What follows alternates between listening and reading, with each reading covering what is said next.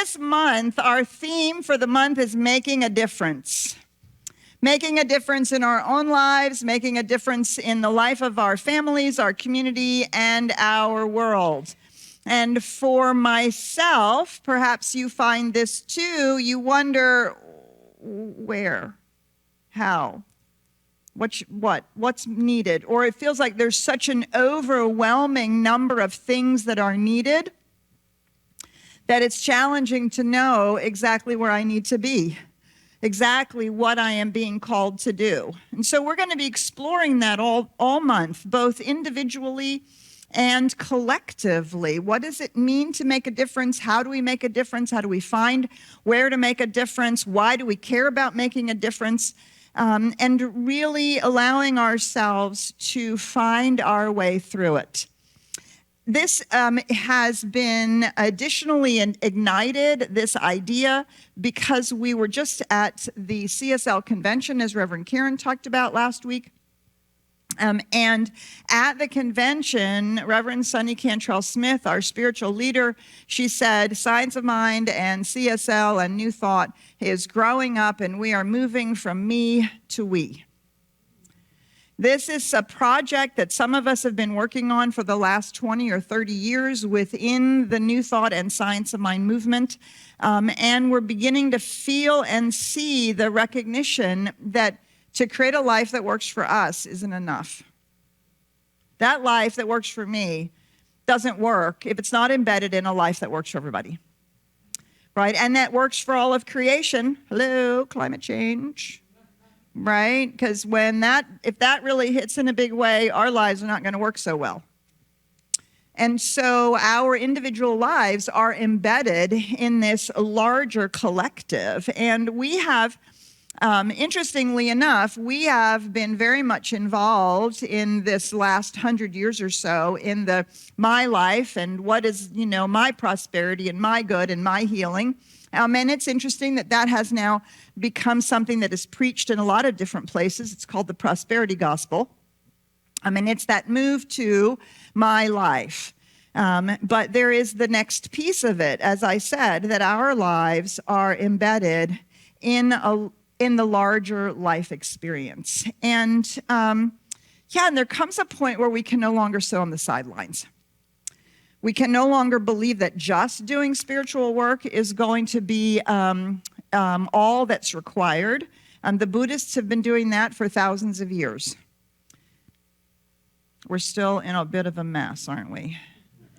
So it was really wonderful going to Spain a couple of years ago. We went to a Buddhist installation, the name of which I cannot at the moment recall, but apparently these installations are all over the world, and they are shaped like a Buddha, and you go inside, and there's an altar and some other Buddhist sort of accoutrements, and this place that is built as a energetic prayer that's happening all the time.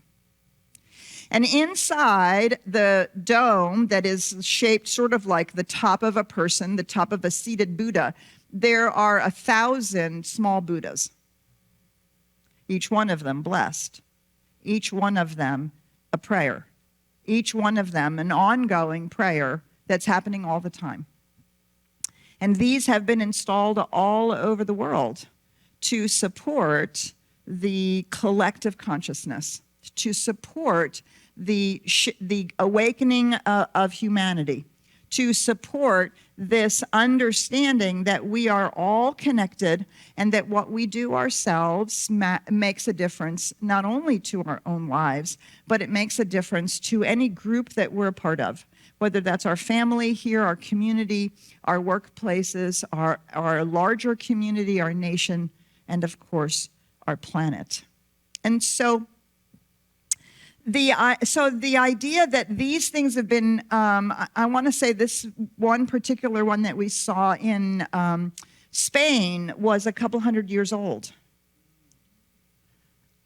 And the Buddhists have been doing the loving kindness meditation for hundreds of decades. We still seem to need it, don't we? And we on the West, we've been about doing, making it happen for ourselves, making it happen. We just haven't been quite as conscious about consciousness. And for us to really make a difference, what is clear to me from the science of mind standpoint is that it is a both and, right? That's what we teach, treat and move your feet. These two things are required for both both the universal and the individualized expression to then be expressed in the world.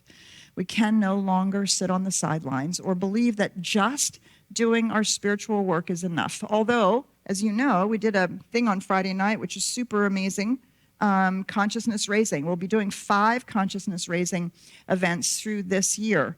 That was the first one, to raise consciousness, to heal the divisiveness in our political situation in this election year, and to strengthen our democracy.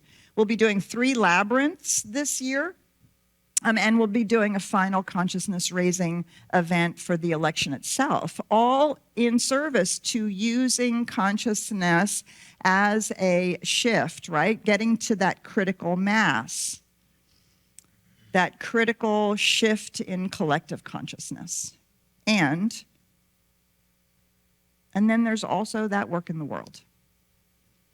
So a number of years ago, I was invited to be part of a conference that happened but first in Rome, and then it was followed up in Florence, with a Association for Global New Thought, with various of the denominations around the world. And it was an interesting conference, and people talked about their work that they were doing in the world, and there were a lot of New Thought people there who were feeling pulled. That was the first time I heard about the Charter for Compassion and various things that were being done locally in different places. And yet it felt very disparate. All these different people doing different things in Europe and in Asia and the US, and lots of people trying to figure out what their part was. And I remember at the end of the conference, these 2 sections, I remember we were just about ready to leave, and I was standing up on the balcony with Michael Beckwith, Reverend Dr. Michael Beckwith. And we got to talking about, so how was it? And what do you think? Does it move the needle? Did we move the needle? And I asked him, how do you do that as a spiritual community, as the spiritual leader of a spiritual community? I know how busy you are. I know how busy I am. I know how busy we all are in our own lives. And he said to me, well, Petra, we all have to find our purpose and our passion. That's what we have to do. And he said, my purpose is to inspire people. My passion is social justice.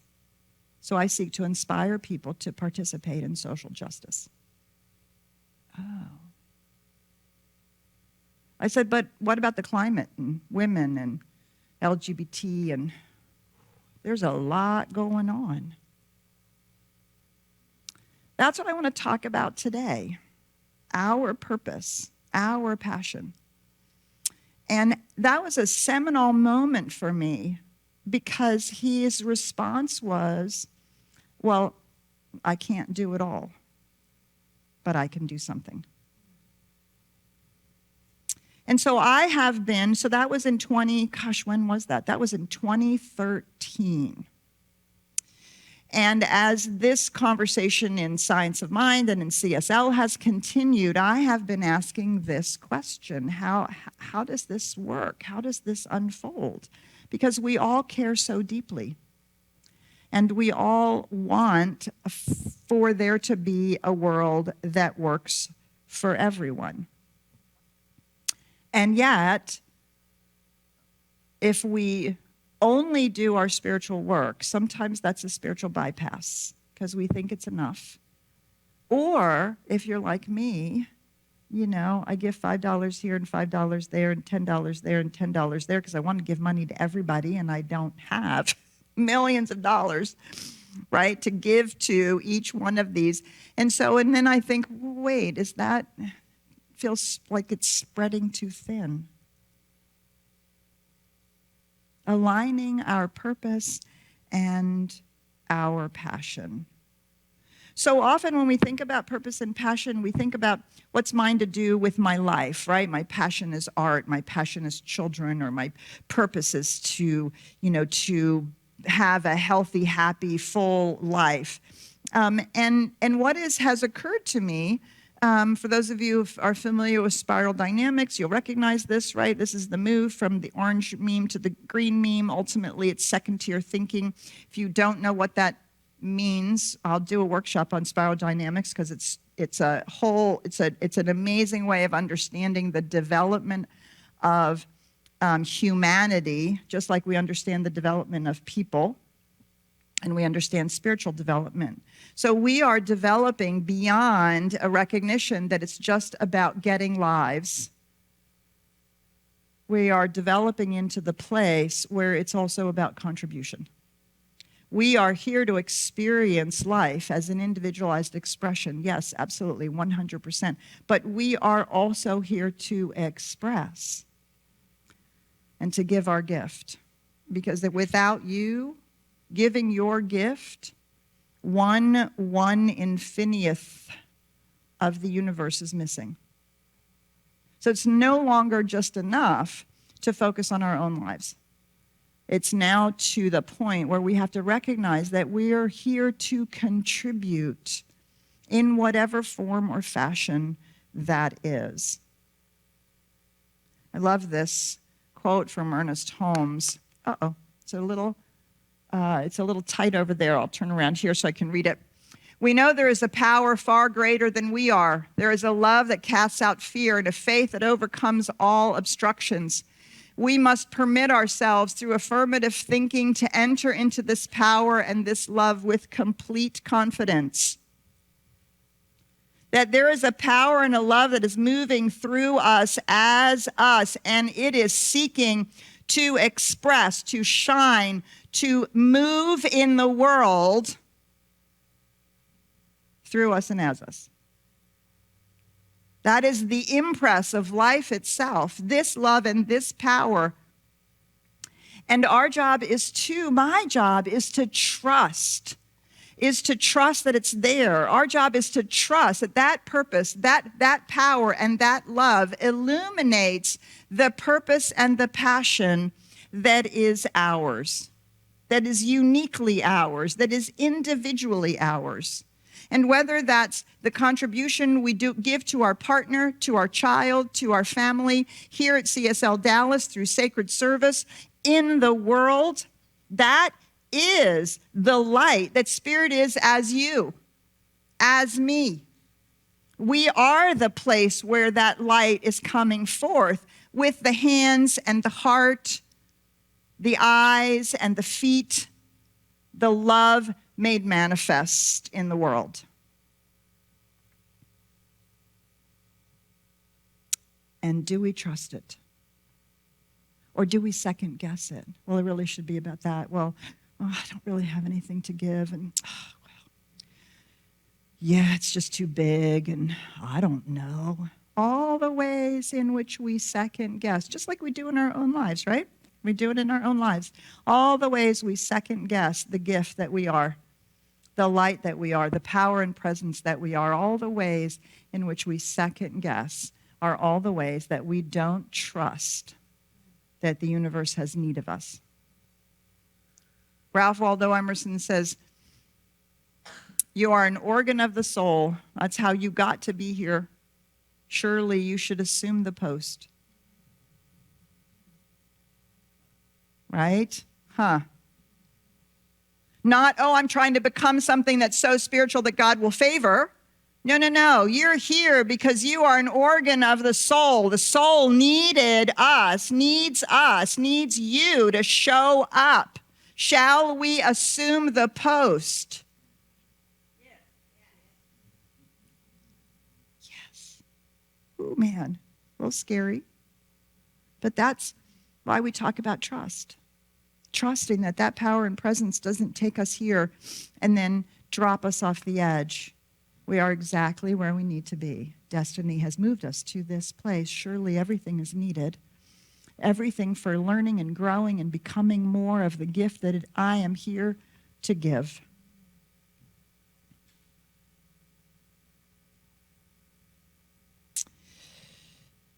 CSL, many years ago, wrote a global vision that is the purpose and passion that we have for the work in the world. Right? We have our Declaration of Principles that is about our spirituality, the faith and the structure of our understanding of the nature of reality and our ability to learn it and take it up and use it and make our lives better. And then to hold a vision, to contribute that work through a vision and action in the world in a way that makes a difference.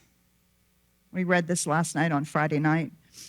I notice that I'm enrolled every time I read it. We envision all people, all beings, and all life as expressions of spirit. We see a world in which every person lives in alignment with their highest spiritual principle, emphasizing unity with the one and connection with each other. A world in which individually and collectively we are called to a higher state of consciousness and action. We envision humanity awakening to its spiritual magnificence and discovering the creative power of thought. A world where every person discovers their own personal power and ability to create an individual life within a world that works for everyone and for all creation. We envision a world in which we live and grow as one family that respects and honors the interconnectedness of all life. A world where this kinship with all life prospers and connects through the guidance of spiritual wisdom and experience. We envision a world where personal responsibility joins with social conscience in every area of the political, corporate, academic, and social sectors, providing sustainable structures to further the emerging global consciousness. We envision a world where each person has enough food, a home, a sense of belonging, a world of peace and justice. A world of peace and harmony, enfranchisement and justice. We envision a world in which resources are valued, cared for, and grown, and where there is a generous and continuous sharing of these resources. We envision a world culture in which forgiveness, whether for debts, errors, injustices, is the norm. We envision a world which has renewed its emphasis on beauty, nature, and love through the resurgence of creativity, art, and aesthetics. We envision a world that works for everyone and for all creation.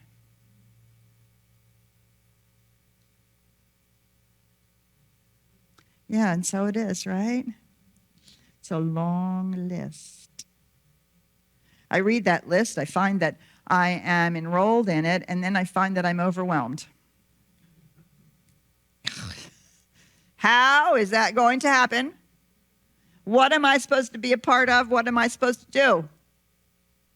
That's where our purpose and passion begins to align, right? That's where purpose and passion, our purpose and passion comes to the forefront.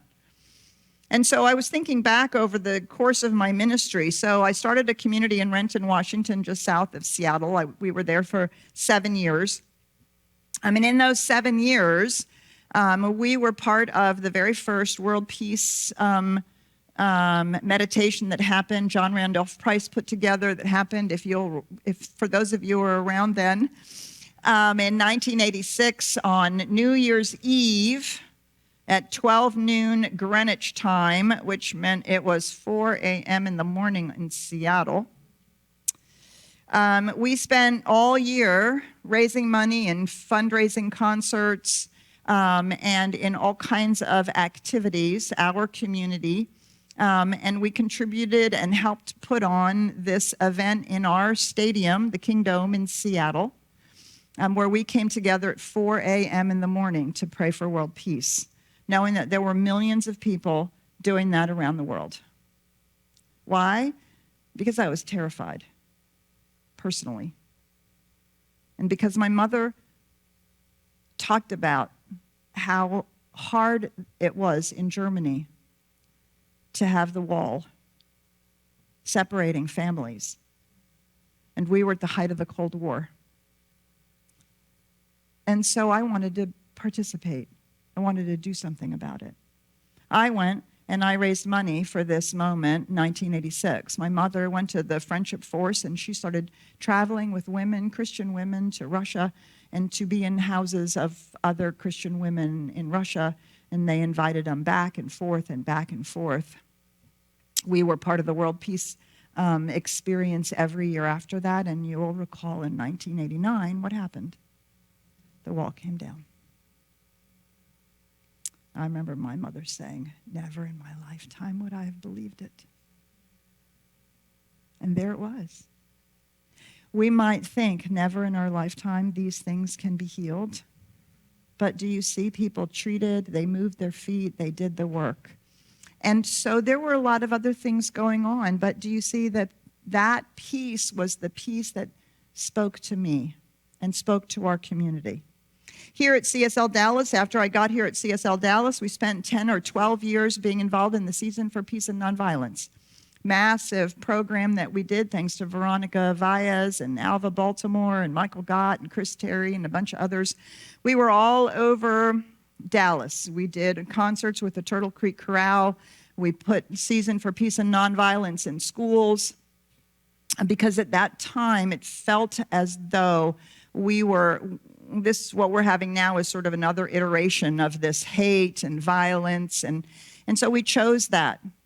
We chose that partly because I chose that, because I had a son growing up, and I wanted him to learn about peace and nonviolence in a culture that seemed to find guns more interesting than that. So we chose that. There were a number of years that I was involved in bringing the Parliament of the World Religions here to Dallas. I was involved in an interfaith group because it felt like we needed to start coming together globally in a different way. Not just, oh, what do you believe, what do you believe, what do you believe? But actually coming together and saying, what can faith, religion, spirituality, what is the difference we can make? And so I was part of that group because that seemed so important at the time, so valuable. And we ended up, the Dallas-Fort Worth ended up being in the one of two finalists with Brussels in Belgium. It was a really, really amazing thing. And a lot of things happened in terms of the interfaith movement in Dallas because we did so much work together. Ultimately, they chose Brussels and not the Dallas-Fort Worth area. But it was because I had a purpose and a passion, and I thought there was something that needed to happen. Finally, I started getting involved in what's called Faith Forward through Thanksgiving Square, and as you may know, Reverend Karen was very involved in it. Let's stand shoulder to shoulder with other faith leaders and people and make a difference here in Dallas, because there's a lot going on. Do you see? We can't be involved in everything. It's too much, it's too overwhelming, and it spreads us too thin. But we can be involved in something. We can participate in something, right? Whether that's here at CSLDallas, whether that's in the world. And so we have our Force for Good initiative. Our Force for Good initiative, we picked 3 initiatives that we started last year. We're continuing on with them. The first one is diversity, equity, and inclusion, racism, and all other kinds of isms. The second one is sustainability and climate change. And the third one is democracy and advocacy, because we have to bring our voice to the table. Don't you think? Yeah. Not because we hate, not because we're against things, but because there's actually a lot of people that if we were to speak our voice, we would be speaking for. And that voice needs to come into the room. It needs to come into the table. It needs to be in conversations where only one-sided information is being portrayed. So do you see, I'm trying to make the point here. Oh, the other thing I learned from Michael Beckwith that I have been practicing since that moment, he said to me, Petra, he said, you have to trust that there are other people that are as passionate about the other things as you are about the thing you're passionate about. You have to trust that they're working on it too. Right? Oh my God. Blinding flash of the obvious, right? But how often do we forget that? So it's not just trusting the universe, it's not just trusting this power and love, but trusting that it is working through all sorts of people with all sorts of intention, purpose, and passion. And really, we don't have to manage the universe. We don't have to be in charge of them all, right? And it's okay to pick one or two and say, these are the things I'm going to contribute to, because this is in alignment with my purpose and passion. And let us please give grace to those people who are not as interested in our passion as we are. Because we can sometimes be a little unkind about that. But they're following their passion and their purpose. And if we are standing in that place of trust, we can know that the infinite universe is moving in an infinite number of ways through an infinite number of people for good. Ernest Holmes says this: if we can believe that the Spirit within us makes perfect and happy the way before us, we then enter into, I got to turn around, it's a little too far away from me. We then enter into conscious union with everything that lives and commune with the Spirit in all people and all things. There then develops an intimate relationship to the presence and the power which controls everything, and we know we can trust it. Find your purpose and passion. Try it out. See which one is yours. Be okay with that. Trust that power and presence. Trust others. And we will, in fact, make a difference. Thank you.